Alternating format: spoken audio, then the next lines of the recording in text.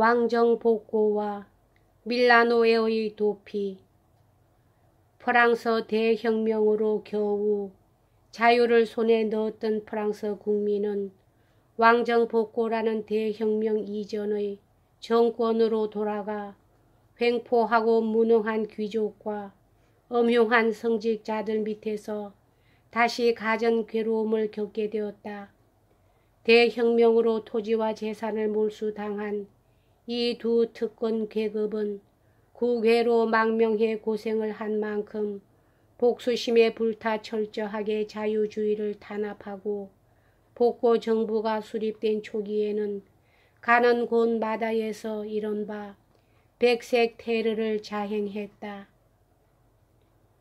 베일도 처음에는 복고 정부에 충성을 맹세하고 취직운동을 했으나 그것이 실패로 돌아가자 반동적 프랑스의 정이 떨어져 영주할 속셈으로 사랑하는 안젤라가 있는 밀라노로 떠났다. 베일이 일생 동안 이탈리아를 사랑하고 또 이탈리아의 정열을 예찬하게 된 것은 오직 이 안젤라를 안 때문이었다. 실직한 베일에게는 얼마 안 되는 은겁 밖에 없었다. 마침내 글을 써서 살 생각을 진정으로 하지 않으면 안 되었다. 그러나 재주가 있는 베일은 프로 작가처럼 진지하게 창작 공부를 할 생각은 없었다. 우선 생각해낸 것이 자기가 좋아하는 음악가들의 평전이었는데 그건 별로 자기가 애써 수집하지 않아도 자료가 이미 모두 다른 사람의 손으로 수집되어 있었기 때문에 그것을 빌어 거기에 적당히 자기 나름의 독창적인 해석만 첨가하고 서투른 문장 대신 미끈한 글로 처리하면 되었다. 이렇게 해서 밀라노로 출발하기 전에 완성시킨 것이 하이든, 모차르트, 메타스타지오 전이었다. 하이든에 대해서는 이탈리아의 카르파니가 쓴 하이든 전을, 모차르트에 대해서는 도이치의 빈클로와 그 밖의 평전을, 그리고 메타스타지오에 대해서는 이탈리아의 파레티와 프랑스의 시소몽디의 평론을 그대로 옮겨놓았다.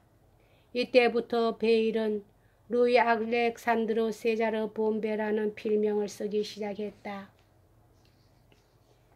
1814년에서 1821년에 걸친 밀라노 생활은 베일에게는 일생에 가장 보람있는 시기였다. 다시 만난 안젤라와의 관능적 연애에 어리빠진 베일은 1815년 나폴레옹의 엘바섬 탈출 소식을 듣고도 파르머의 수도원의 파브리치오처럼 그 밑으로 달려가지는 않았다. 그러나 안젤라는 베일만이 아니라 동시에 몇 명의 남자를 둔 정열적인 여자였다. 어렴풋이 짐작은 하고 있었지만 막상 다른 남자와 미래하는 현장을 목격하고서는 베일도 도저히 견딜 수 없었다. 울면서 매달리는 안젤라의 미련을 느끼면서도 베일은 과감히 발길을 돌렸던 것이다. 안젤라와 연애 생활을 하는 동안에도 베일은 매일 밤처럼 밀라노의 스칼라 극장으로 가 문학가들과 사귀고 바이런 경을 만났으로 크게 공명하기도 했으나 마침내 안젤라를 잃은 베일은 마음의 상처를 달래기 위해 이탈리아 국내 여행을 떠나기로 결심했다. 이 여행에서 돌아온 얼마 후 1817년 7월 말에 발표한 것이 이탈리아 회화사인데 여전히 필명을 써서 서명했다. 유명한 소수의 행복한 사람들에게라는 헌사는 이 책에서부터 시작되었다. 이 회화사는 이미 1811년 이탈리아를 여행하는 도중 이탈리아 미술사가 란처의 이탈리아 회화사를 구입해 그것을 번안하려고 마음 먹었을 때부터 계속 써온 것으로서 모스크바 원정 때에도 이 원고를 가지고 가 잃어버리고 1814년 다시 밀라노에서 이에 착수, 이탈리아 국내 여행에도 이것을 가지고 가 1817년에 겨우 출판한 것이었다. 예에 따라 착상의 계기가 된 란처이며 바자리의 고전적 이탈리아 회화사를 크게 인용하고 특히 르네상스 시대의 이탈리아 거장에 대해 언급했는데 중요한 것은 베일이 유럽 각지를 돌아다니면서 국제적 감각을 터득하고 셰익스피어며 그 밖의 외국 작가와 친해져 끈질긴 프랑스의 고전주의적 사고방식에서 벗어나 새로운 예술관을 세운 것이다. 그는 도이치 미술평론가 벤켈만과 프랑스의 문학평론가 디보스의 예술에 미치는 풍토의 영향이라는 설을 발전시켜 고대 이상미의 근대 이상미를 대립시키고 미의 기준이 풍토와 인종에 따라 변한다는 미의 상대성을 주장했다. 뒤의 때의 예술 철학은 이 이론에 근거를 두고 있다. 이어 같은 해 9월에는 로마, 나폴리, 피렌체를 출판했다. 이것도 역시 1811년 이탈리아 여행 때부터 쓰기 시작한 노트를 한데 묶어 기행문 형식으로 낸 것인데 경묘하고 신랄한 문체로 이탈리아의 풍토와 풍속을 살핀 청룡기 베일의 걸작이라 할 수 있다.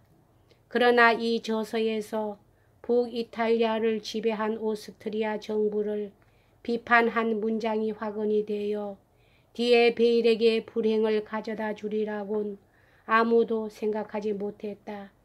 또 이 저서에서 그는 기병장교 드 스탕달의 필명을 썼는데 그 뒤로 그는 스탕달이라 불리게 되었다. 1817년 말에서 1818년 8월에 걸쳐 스탕달은 나폴레옹 전을 집필했다. 스탕달의 나폴레옹 숭배 사상은 꽤 복잡한 것으로 이탈리아 원정시대의 장군 보나파르트는 에네르기와 의지의 권하로 예찬했으나 제위에 오른 다음에는 독재자 나폴레옹이라고 해서 신랄한 비난을 가했다.